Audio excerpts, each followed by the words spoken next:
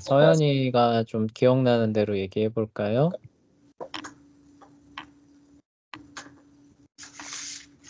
성벽의 두께가 무슨 2-만 했어요. 맞아요. 그쵸? 예, 무려 26m의 성벽 두께로 바빌로니아를 증축했었다 그랬죠. 그쵸? 네. 예, 그 성벽 증축에서 가장 유명한 유적이 하나 발굴됐는데 그거 기억나요?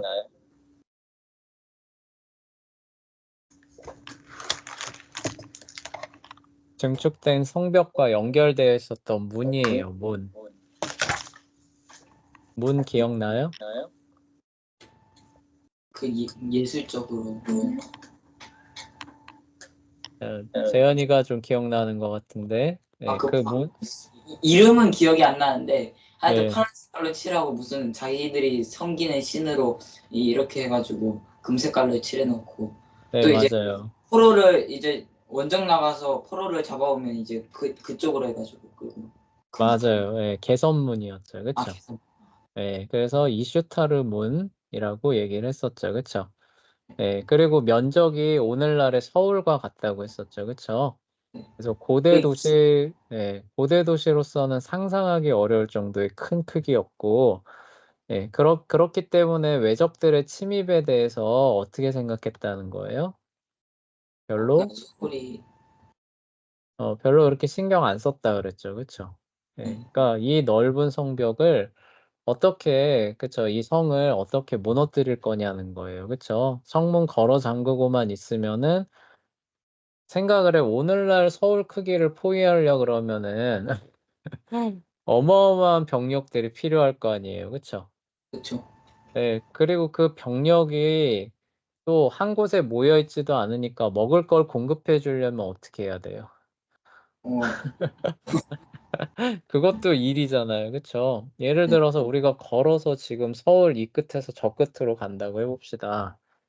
걸어서 가면 하루 종일 걸릴 거 아니에요. 그쵸? 네, 그러니까 그 성벽도 엄청 두껍고 높고, 그리고 그 안에는 먹을 것도 한 3년치 쌓아져 있고, 또 그 가운데로 강이 흘러가요. 그래서 물이 부족하지도 않고.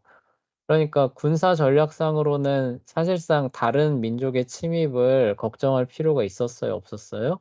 없었어. 없었죠. 그렇죠. 그만큼 거대한 증축을 했었다. 느부갓네살이 그렇죠. 그 얘기를 했었죠. 그리고 그 건축물 말고 또 유명한 거 하나가 더 있었는데 뭐가 있었을까요? 그 공중정원이요. 네, 맞아요. 그 누굴 위해서 지어줬던 거죠? 느부갓네살이 자기 아내를 위해서 지었죠. 네, 맞아요. 그 아내가 어디 살던 환경이 어땠어요? 이게 살짝 딱 하면 산 풍경이 쫙 이게 펼쳐져가지고. 그쵸. 예, 그런, 산과 뭐 이렇게 호수, 막 새들, 쾌한. 네, 맞아요. 그런 것들 해서 이제 지어준 게 공중정원이었죠. 물을 어떻게 공급했나요? 그 바게스로 그 바게스는 뭔가요?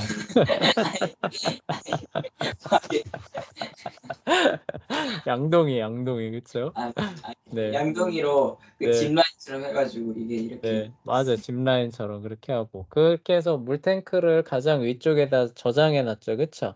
네. 네, 그 다음에 그 물을 어떻게 그 수목에 공급해요? 그 물탱크에다가 이거 이렇게 그 조절하는 그거 해놓고 일단 관을 쭉 연결해가지고 구멍 송송송 뚫어놔가지고. 네, 맞아요. 이런 스프링클러처럼 이렇게 뿜어져 나가는 거죠. 중력에 의해서. 그쵸? 네, 그렇게 해서 수목들을 키웠다라는 얘기도 했었고, 그리고 거대한 크기의 지구라트를 하나 재건했다는 얘기도 했었는데 기억나요? 63 빌딩. 네, 맞아요. 63빌딩 높이. 그쵸? 그래서 고대 바벨탑을 재건한 것으로 여겨지는. 그래서 후대에 바벨탑 봤다라고 하는 게 사실 뭘 본 거예요? 고대 바벨탑을 본 게 아니라 느부갓네살이 재건했던 이 바벨탑을 본 것으로 여겨진다라고 했었던 얘기 했었죠. 그쵸? 네. 네, 그래서 이렇게 문화적으로 엄청난 힘을 자랑했었던 신바빌로니아의 이야기를 이제 했었고요. 자, 다음에 종교로 넘어가 봅시다. 그래서 이제 3번이에요. 신바빌로니아의 종교와 문화에서 고대 바빌로니아의 문화와 종교를 거의 그대로 계승한 모습을 보여줍니다. 신바빌로니아는 고대 바빌로니아의 생활 모습을 거의 그대로 계승합니다. 그래서 대부분 모였다는 거예요. 농사 짓는 사람, 그다음에 상인, 군사로서 이게 이제 평민이에요. 그렇죠? 평민들은 대부분 요런 그 생업에 종사하면서 살아가는 모습을 보였고요. 아이들 역시 신전에서 운영하는 학교죠. 그렇죠? 고대 바빌로니아에서도 마찬가지였죠. 그렇죠? 여전히 신전에서 학교가 운영하고 있었고 여기에 나가서 이제 종교 교육부터 시작해서 필요한 교육들을 받는 이런 모습으로 살아갔다고 합니다. 고대 바빌로니아 그 뭐냐 함무라비 법전 보면은 계층 이동 직업 그 선택의 자유가 있다 그랬어요, 없다 그랬어요? 고대 바빌로니아요? 네. 아, 그건 없었어. 없었다고 나오죠. 그쵸? 네. 신바빌로니아는 어떨 것 같아요? 어, 그러니까 아버지가 의사면은 여긴 고대 바빌로니아에서는 아들도 뭐 해야 되는 거예요? 의사여야 돼. 의사여야만 되는 거죠. 신바빌로니아는 어떨 것 같아요? 이거 혹시 바꾸거나 그런 거 없어? 네. 그런데 우리가 이걸 생각해 봐야 돼요. 고대 사회에서는 내가 직업을 선택할 수 있을 만큼 다양한 직업이 있었을까요? 없었겠죠. 없었겠죠. 그러니까 사실상 산업이라고 하는 게 거의 고정돼 있으니까 직업 선택을 하고 이동하고 이런 것들이 활발하게 애초에 안 일어납니다. 그쵸? 그런 것들을 염두에 둬야 되는데 고대 사회에서는 아예 그거를 하지 못하게 뭘로 막아놓은 거예요? 법으로 막아놓은 거죠. 그쵸? 네. 고대 바빌로니아에서는. 그럼 요 신바빌로니아에서는 어떻게 됐을 것 같아요? 그래도 직업이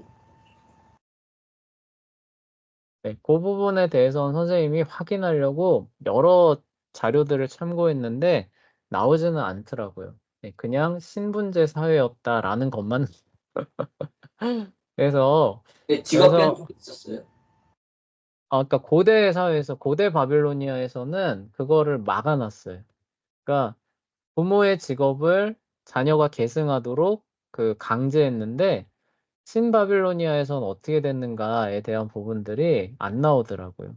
선생님이 못 찾은 걸 수도 있어요. 근데 이제 못 찾으니까 선생님이 여러 가지 생각을 해보는 거죠. 그쵸? 그래서 뭐 법 같은 걸 봐도 고대 함무라비 법전 보면 어때? 되게 잔혹하죠. 그쵸?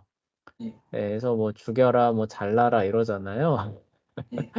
근데 신바빌로니아 시대에 오면은 그게 그대로 유지됐을까요? 안 됐을까요? 안 됐겠죠. 안 됐겠죠. 그거는 무정부 상태에서, 그쵸? 그 성립한 법률이잖아요. 그쵸?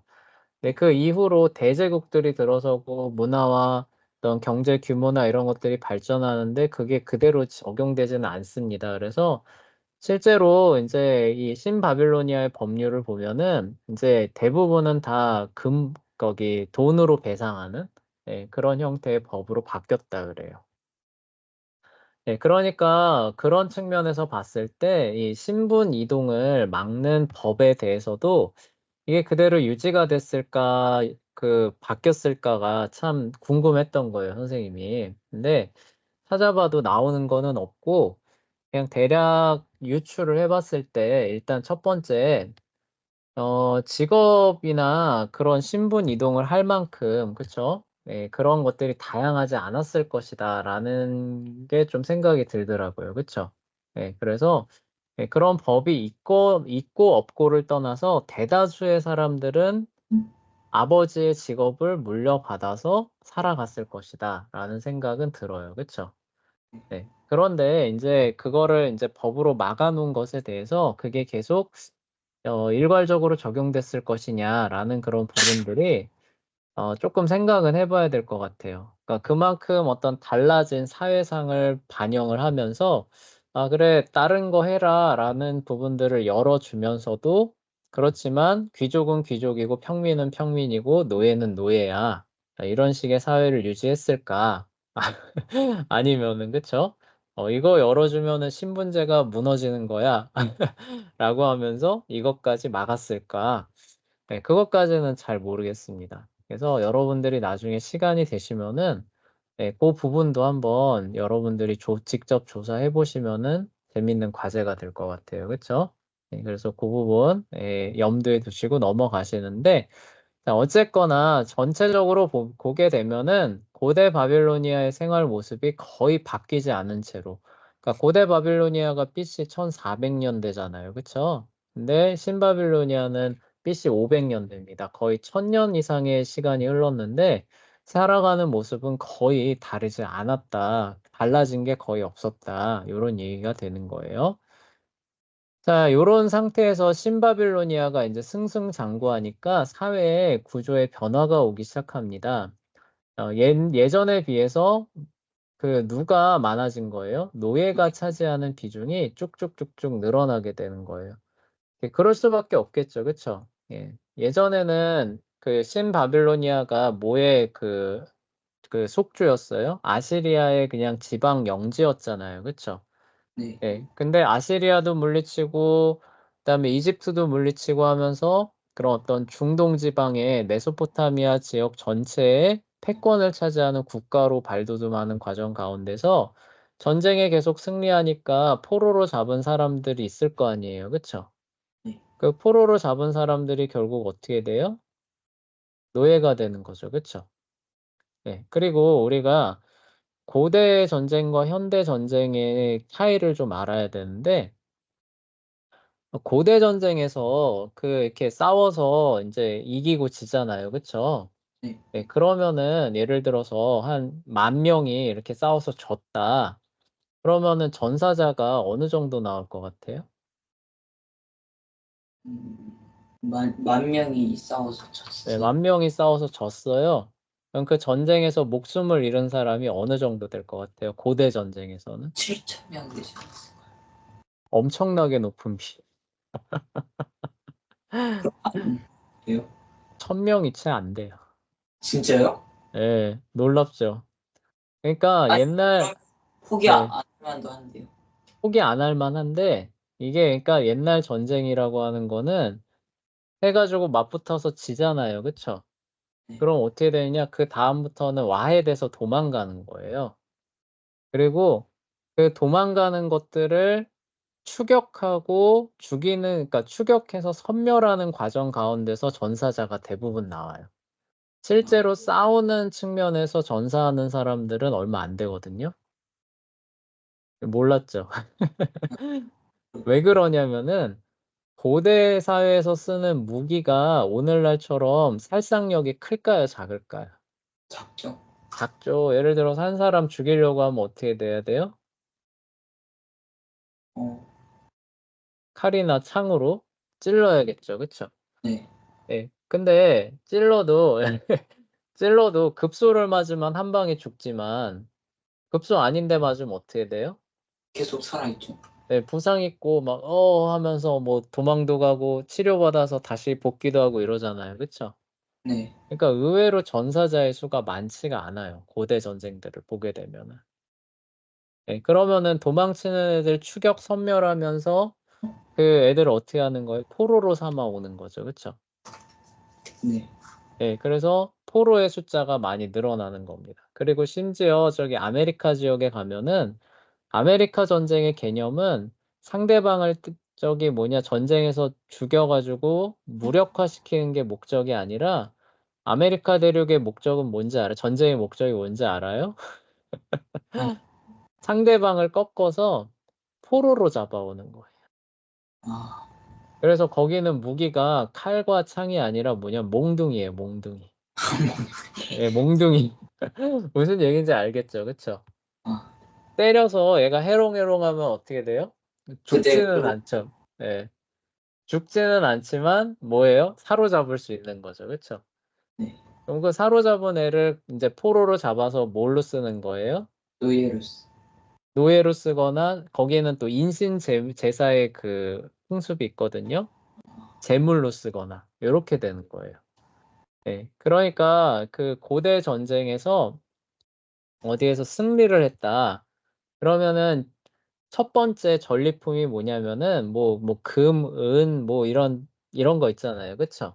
네. 네. 뭐 이런 것들을 생각하는데 그런 것도 물론 좋은 전리품이에요. 첫 번째 전리품이 뭐냐면 노예예요, 노예. 예. 거기서 사로잡힌 사람들뿐만이 아니라 그리고 패배한 도시로 이 사람들이 약탈을 하려고 들어갑니다. 그러면 거기에 누가 있을까요? 그 도시에. 또 시민들이 있겠죠. 시민들인데 남자들은 있을까요? 없을까요? 다 군대 나왔으니까. 글쎄 군대 나가서 뭐 죽거나 흩어지거나 이미 포로됐으니까 여기에 있는 사람들은 노인, 여자, 아이들 이런 사람들밖에 없거든요. 네. 예. 근데 거기로 들이닥쳐요. 그럼 어떻게 될 것 같아요? 군대가? 힘없이 그냥 다. 네. 힘없이 다 잡혀가는 거예요. 그러면은 노인은 그냥 거의 죽겠죠. 쓸모없으니까. 그쵸? 네. 네. 근데 여자들과 아이들은 어떻게 될 것 같아요? 아이들을 키우면 되는 거. 예 맞아요. 왜 키워요? 왜 그럼 왜 키워요? 부려먹으려고 키우는 거. 부려먹으러 키우는 거예요. 그래서 옛날에 전쟁이 한번 벌어져서 승리를 한다. 그러면은 제일 먼저 손에 쥐는 이게 재산이라고 말하면 좀 그런데 제1의 자산이 뭐가 되냐면은 노예가 되는 거예요.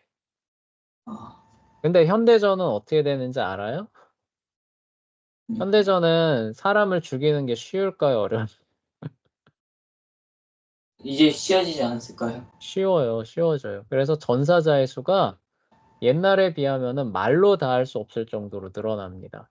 그래서 뭐 우리나라 마침 오늘 그 6.25잖아요. 그쵸? 아, 네. 예, 6.25 전쟁에서 전사한 사람이 선생님 정확한 통계는 기억이 안 나는데 한 몇십만 명 되는 거로 알고 있거든요.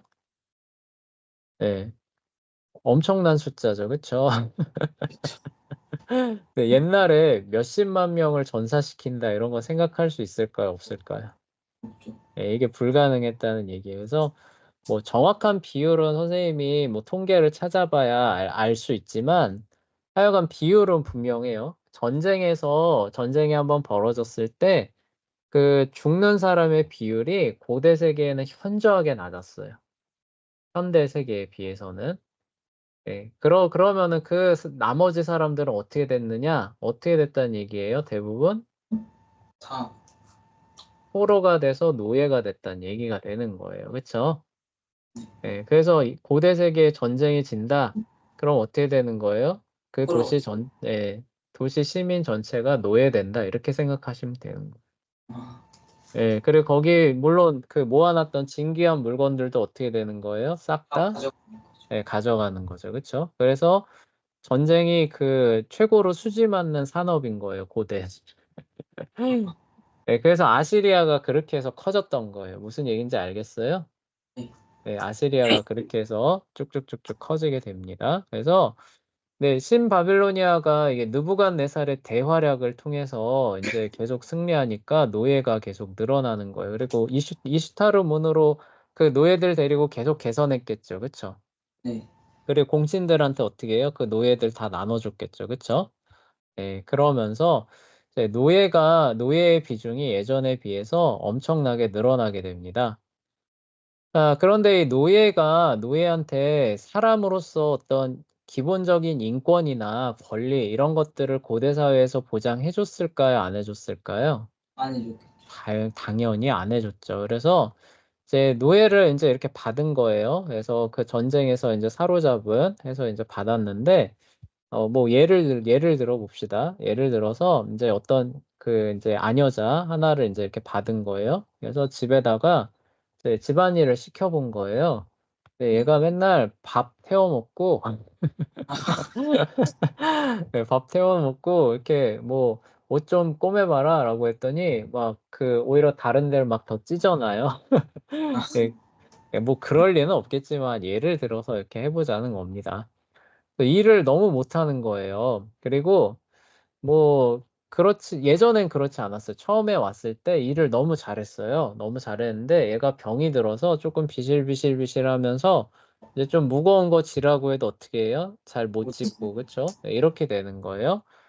그러면은 인제 노예 주인 입장에서는 이 노예를 자기 마음대로 처분할 수가 있습니다. 그래서 이거 이제 쓸모가 없다라고 생각해서 더 좋은 사람을 데려오면서 얘는 어떻게 하는 거예요? 싼 값에 다른 사람에게 처분하는 거죠. 그쵸?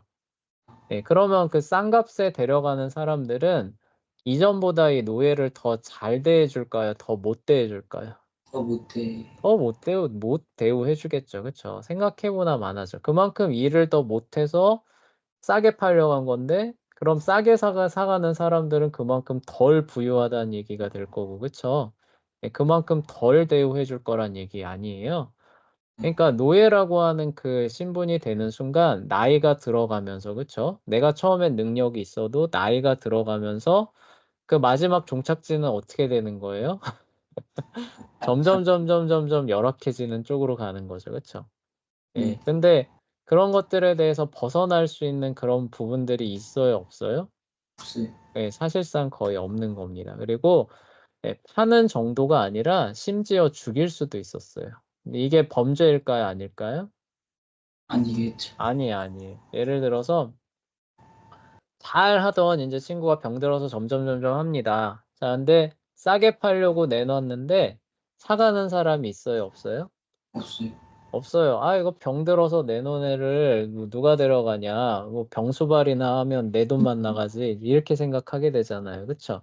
네. 나이도 뭐 거의 뭐 5, 60 되는 것 같던데 안 사갈 거 아니에요. 그쵸? 네. 그러면 주인 입장에서는 뭐예요? 이 밥 없어요. 먹는, 그쵸? 식량만 축내는 이런 놈 여기 둬서 뭐하냐 하면서 죽여도 아무 처벌을 안 받습니다. 그만큼 비참한 그 상황이 되는 거죠. 그러니까 그 전쟁에 져서 노예가 된다라고 하는 게 이만큼 비참했는데 이 고대 신바빌로니아의 사회도 그러한 특징을 그대로 지니고 있었다라는 얘기예요.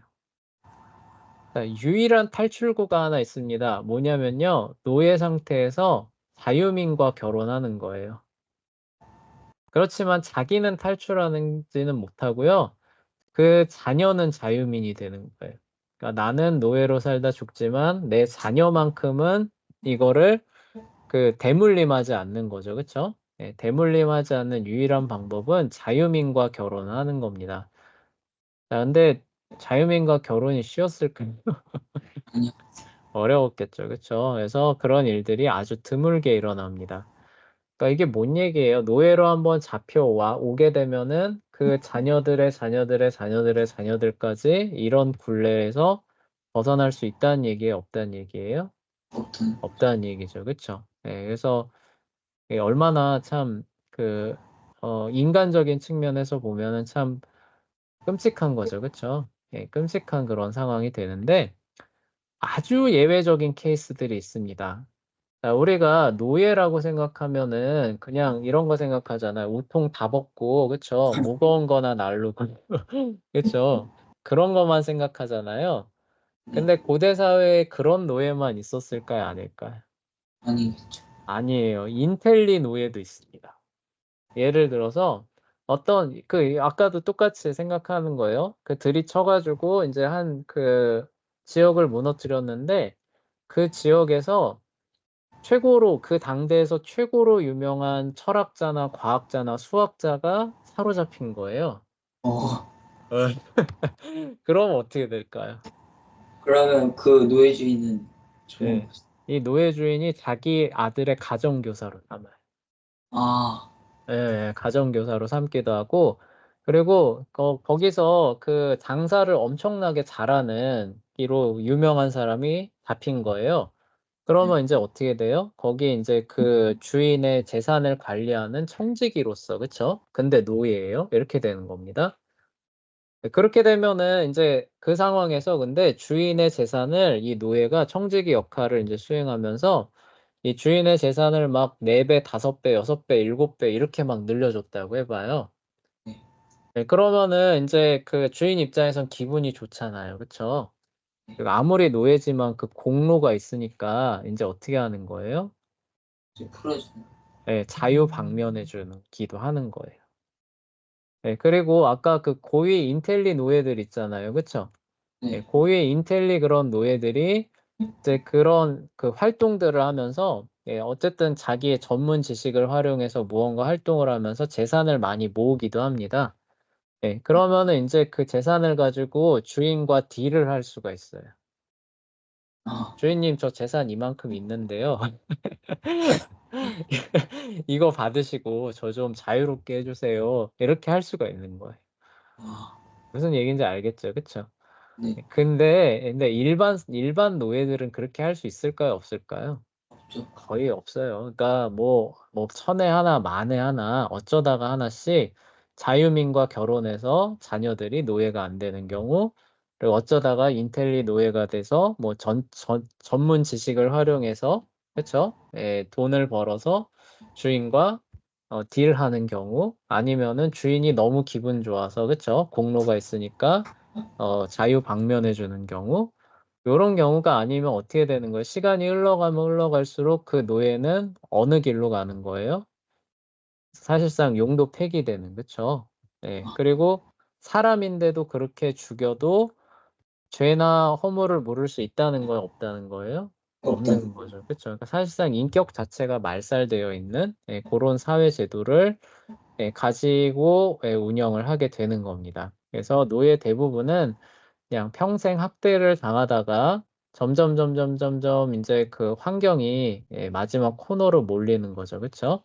그리고 그 몰렸을 때 그들을 구원해 줄 수 있을 만한 그 무언가도 존재하지 않는 그런 사회가 이제 고대 사회의 기본적인 특징인데 신바빌로니아도 역시 그러했다라는 거죠. 그래서 고대 사회에서 전쟁에서 진다라고 했을 때 그게 얼마나 큰 재앙인지 좀 이해가 되시나요? 네. 그래서 이렇게 기를 쓰고 이기려고 했었던 그런 것들을 좀 이해하실 필요는 있습니다. 자, 그다음에 바빌로니아는 지극히 종교적인 특징을 갖고 있어요. 그러니까 이 사람들의 삶의 일상사가 종교와 대부분 연결이 돼 있습니다. 그래서 우리 그 이스타르 문에서도 막 이렇게 동물 막 이렇게 그 장식해 놓은 거 봤었죠. 그쵸? 네. 근데 그 성벽에도 그런 식으로 바빌론을 수호하는 신들의 형상이 빼곡하게 장식이 돼 있습니다. 어, 그래서 그 뭐냐 한마디로 이제 그런 거죠. 여기 이 성을 이런 신들이 이렇게 보호해주고 있으니까 예, 그 적군들이 그쵸? 적군들이 이 성벽을 무너뜨리거나 넘을 수 있을 거라는 거예요, 없을 거라는 거예요. 없을 거. 그런 의미로 이렇게 다 새겨 놓은 거예요. 그리고 바빌로니아 사람들의 그 특징 중에 하나가, 그러니까 구약 성경은 그 이런 형상들 있잖아요. 신의 형상들은 그냥 뭐라 그래요? 그냥 나무나 돌에 불과하다 이렇게 얘기를 하잖아요. 그쵸? 네. 그거는 아무것도 아니다라고 하면서 뭐 눈이 있어도 보지 못하고 코가 있어도 뭐 맞지 못하며 이렇게 얘기를 하잖아요. 그쵸? 네. 근데 바빌로니아 사람들이 생각한 이런 우상들 있잖아요. 이 우상들은 신과 그 동격으로 여겨졌어요. 동격으로. 이 그냥 형상만으로도요. 형상인데 그게 곧 신으로 여겨졌다고요. 그 신 그 자체로도 여겨졌다는. 그건 거의 만지지를 못하게.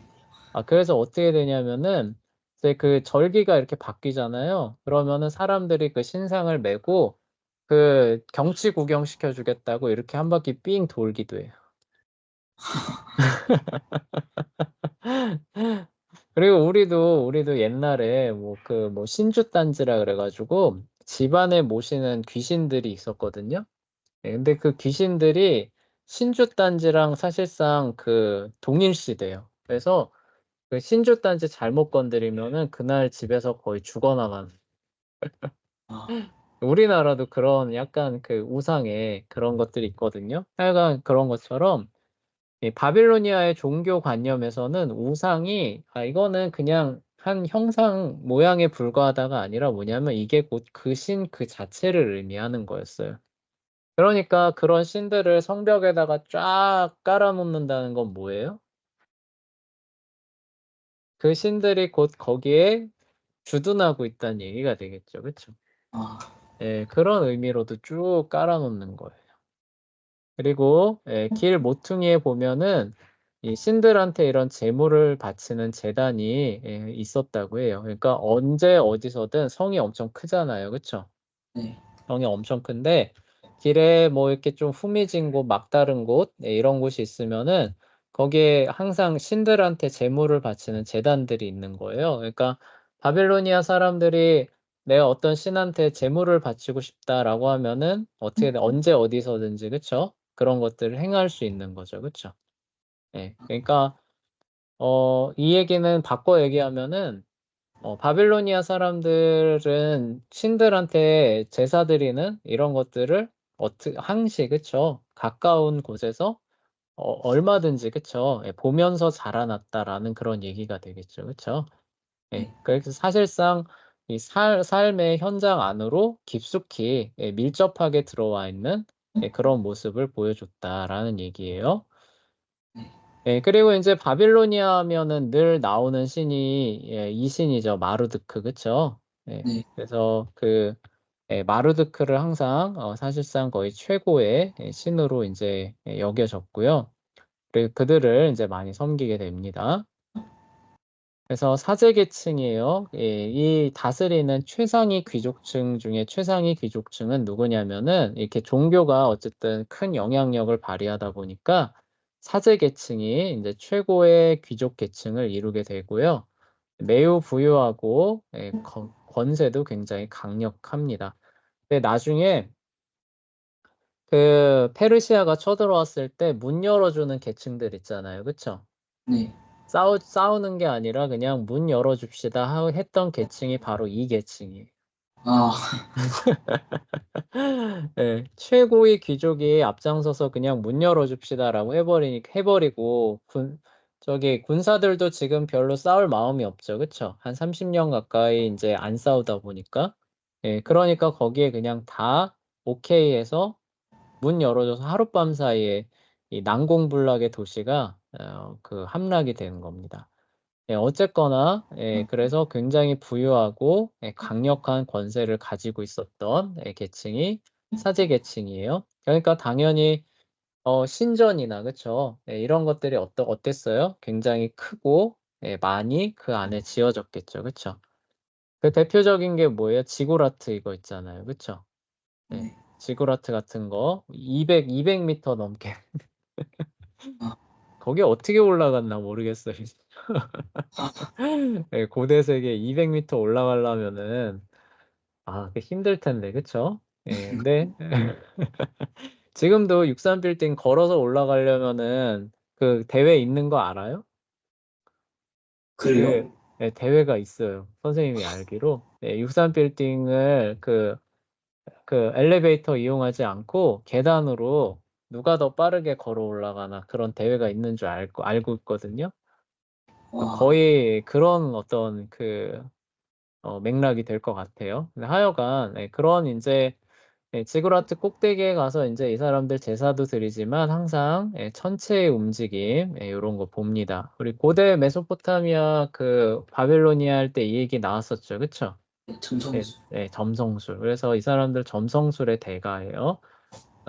별들의 움직임 보고 앞날 예언하는 점성술 행하는 사람들이 이 사람들이었고 그다음에 뭐 마르두크 이런 거 섬기면서 제사 지내고 그쵸? 그리고 아까도 얘기했듯이 뭐 계절 바뀌면은 우리 마르두크한테 바뀐 거 보여 드리겠다고 한 바퀴. 예, 이거 메고 그쵸? 옛날에 우상들 작지 않아요. 엄청 커요, 생각보다. 아, 예. 예. 그래서 그 엄청난 우상들 인제 이렇게 메고 한 바퀴 돌고 그거 예, 만약에 떨어뜨리면 어떡해요? 떨어뜨리면 아마 뭐 큰일 나겠지. 그래서 인제 성경이 비웃는 거예요. 그쵸? 예. 저들이 저렇게 떠받드는데 뭐 저거 뭐 저렇게 해 가지고 뭐 나무 한쪽은 패 가지고 장작으로 떼고 이래도 아무 모른다. 이제 이렇게 얘기를 하잖아요. 그쵸? 예. 네. 근데 어쨌든 이 사람들한테는 그랬다는 거예요. 그다음에 꿈에 큰 비중을 둡니다. 그래서 꿈을 해석하면서 앞날에 대한 예언들을 하고요. 그리고 역시 앞에서 얘기했던 것처럼 동물의 장기 모양 요런 거 많이 보는 거예요. 그쵸? 그래서 뭐 거위의 배를 갈랐는데 뭐 간의 모양이 어떠네? 그러면은 이게 좋은 징조니까 이런 일들을 하면 좋겠다 이런 것들 그쵸? 해주는 거예요. 네, 그리고 이제 그런 것들이 이제 바빌로니아 사람들 마음에 아주 깊이 영향을 미쳤다는 거죠. 그다음에 기름 한 방울 떨어뜨리고 그 기름이 어떻게 움직이느냐 이런 거 보고 앞날을 예언해 줬다고 해요. 사실 뭐 무당이죠, 그쵸? 우리 네, 우리 그 동양적 관점에서 보면 무당이 하는 일과 거의 똑같아요, 그쵸? 별들의 움직임을 연구한다라는 것만 빼면은 거의 비슷한 것 같아요, 그쵸? 네, 그리고 악마의 실존을 믿습니다. 그래서 이 악마 물리치기 위해서 고대 바빌로니아에서 뭐 주문 외우고 막 부적 사용하고 그랬잖아요, 그쵸? 예, 이것도 저기 똑같죠, 우리 무당이랑 그쵸? 예, 그래서 무당집 찾아가면 항상 뭐예요? 뭐가 어쩌니 뭐가 어쩌니 하면서 이걸 막으려면은 부적이 있어야 돼 하면서 부적 하나 막 이렇게 써주고 막 1,000,000원 이런 여러분 부적 비싸요. 예, 부적 비싼 거 진짜요? 모르죠. 예. 예, 그리고 그 사람들 굿하잖아요. 그쵸? 예, 네. 부적 써주고 굿해주는 거 절대 싸지 않아요. 비싸요. 예, 근데 한 그래도 몇, 그걸 이제 뭐라고요? 1,000,000원까지는 안 할 거예요. 아니 비싼 굿은 5,000,000원 막 이렇게 해요. 예, 그런데도 해요. 그리고 뭐 저기 부적 뭐 하는 거 써준다 하면은 진짜 최상급 이제 가면은 1,000,000원, 몇백만 원 이런 거 되는 거예요. 아니 그 조그마한 종이 하나. 예, 예, 예. 근데 그게 왜 그러냐? 그게 악마죠, 그쵸? 예, 이런 귀신들의 그런 것들로부터 보호해 준다라고 해서 해주는 거잖아요, 그쵸? 예, 근데 고대 바빌로니아 사람도 마찬가지라는 거예요. 그래서 그런 마법의 영향력을 인정하고 받아들였기 때문에 그런 주문들, 그쵸? 예, 그래서 사제들이 해주는 그런 뭐 주문들, 그런 거 해주면 또 감사 그런 거 해야겠죠. 예물 드려야겠죠. 부적 써주고, 요런 것들이 나타났다라는 얘기가 됩니다. 그래서 오늘은 이제 쭉 정리를 하면은 그런 거예요. 고대 바빌로니아의 모습과 거의 차이가 없었다. 차이가 없었는데 고대 바빌로니아랑 비교해 보면은 노예의 숫자가 어떻게 된다는 거예요? 계속 점점 늘어나는 모습을 보였다는 거죠. 그쵸? 네. 그랬던 이유는 뭐냐면은 전쟁에서 연전연승을 하면서 그쵸? 네, 그런 변화가 있었다라는 얘기고요. 그다음에 종교적인 측면에서도 고대랑 큰 차이가 있었다는 거예요, 없었다는 거예요? 없었다. 없었다는 건데 실생활에 밀접하게 종교적인 그런 의식이나 그쵸? 그런 가르침이나 이런 것들이 실생활에 굉장히 밀접하게 들어와 있었다. 그러니까 이 사람들은 종교를 빼고 일상사를 논하는 게 현대 사회는 가능한데 이 고대 사회, 바빌로니아 사회에서는 이런 게 가능한 거예요? 가능하지 않은 거예요? 불가능. 불가능한 거죠. 그쵸? 그래서 어딜 보나 그쵸? 그런 어떤 이교적 관습과 풍습들이 그들을 쭉 둘러싸고 있었던 거. 요런 사회가 신바빌로니아 사회에 살아가는 모습이었다. 이렇게 생각하시면 될 것 같습니다.